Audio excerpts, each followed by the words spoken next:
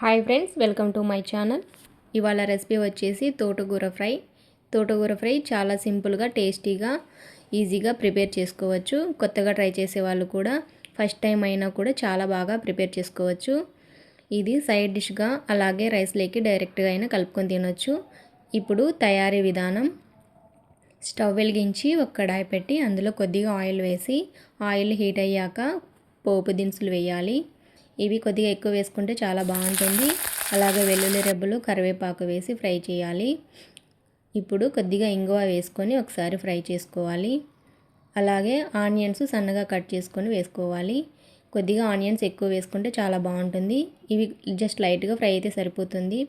ఇప్పుడు శుభ్రంగా కడిగి సన్నగా కట్ చేసుకున్న తోటకూర వేసి ఇదంతా ఒకసారి బాగా ఫ్రై చేసుకోవాలి.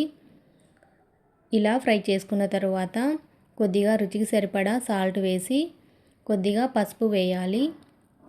ఇదంతా ఒకసారి బాగా కలుపుకోవాలి. ఈ విధంగా కలుపుకున్న తర్వాత మూత పెట్టి ఉడికించుకోవాలి.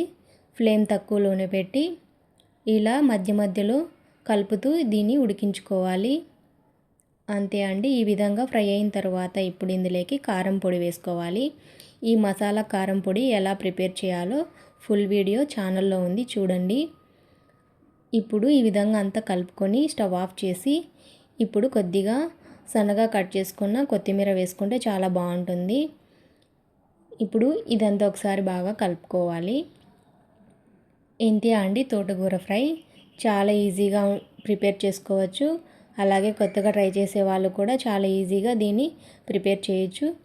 మీకు నచ్చినట్లయితే లైక్ చేయండి, షేర్ చేయండి అండ్ సబ్స్క్రైబ్ చేయండి. Thanks for watching.